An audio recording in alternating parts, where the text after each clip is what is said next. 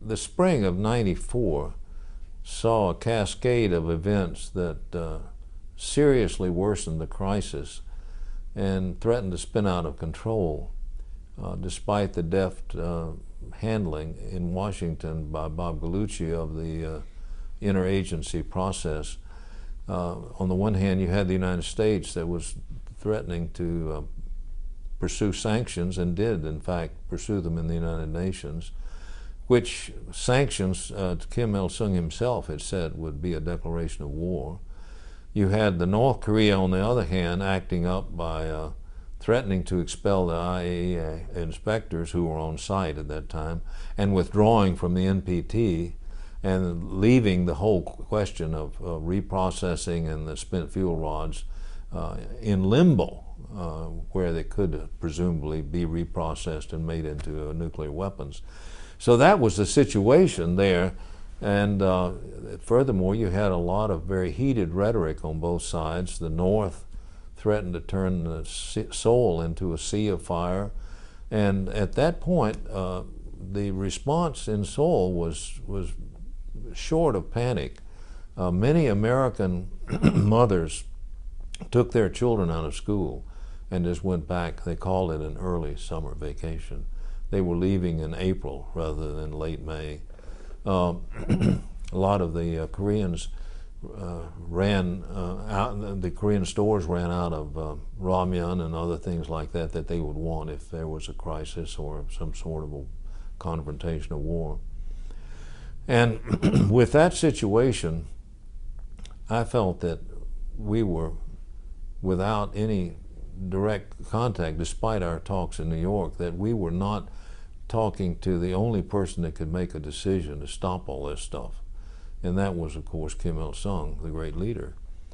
And the thought was that the United States needed to somehow break the impasse, the inexorability of this process. It was the North wouldn't change because of the loss of face and so forth, and the United States was sort of hostage to Clinton's need to prove that he had war-making capacity, that if he did anything that looked like appeasement or rapprochement with North Korea, he would be dubbed again a wimp. And this was, of course, an intolerable thought. And you had in Seoul the frustrations of Kim Young-sam, who was insistent because he thought that the North Korea would collapse, and if we would just squeeze it tight enough, they couldn't survive. And he saw the thing going in his way. On the other hand, when we began talking seriously about the consequences that might have led to the collapse, maybe a confrontation, a war, or worse, all those refugees were in it, he said, well, we better work out something. So he was of two minds.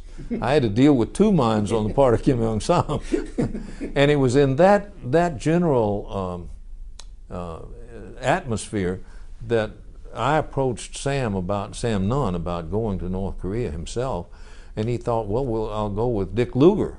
And so they were willing to go, and they got clearance from Gallucci and Christopher and I guess Tony Lake and others. And they were all prepared to go, and they were going to hopefully see and talk with Kim Il-sung. Well, as it turns out, with their bags packed and their car ready to take them to the airport, word came that they did not get their visas, that North Korea would receive them sometime later, but not then. So that scotched that trip. And so here we were at the end of May, not the end of May, but at the beginning of May, running out of options, and the situation deteriorating rapidly, and the threat, as we were all knew, the constant drumbeat of buildup of forces from Washington to Korea to augment what we had there, not only as a show of strength and as a bargaining point, but also, and probably more importantly, in case something really did happen, if war broke out. And, you know, we were not just talking about an intentional invasion, although the United States had occasionally entertained the thought that they might have a surgical strike on on Yongbyon in North Korea. I remember Gary Luck, the general, the commanding general, and I would laugh at this over breakfast. He said, "Hell, have you ever heard of a surgical strike of an atomic thing?" He said, "The radioactivity blows all over and all the prevailing winds blow south." So South Korea would be covered with radioactive dust.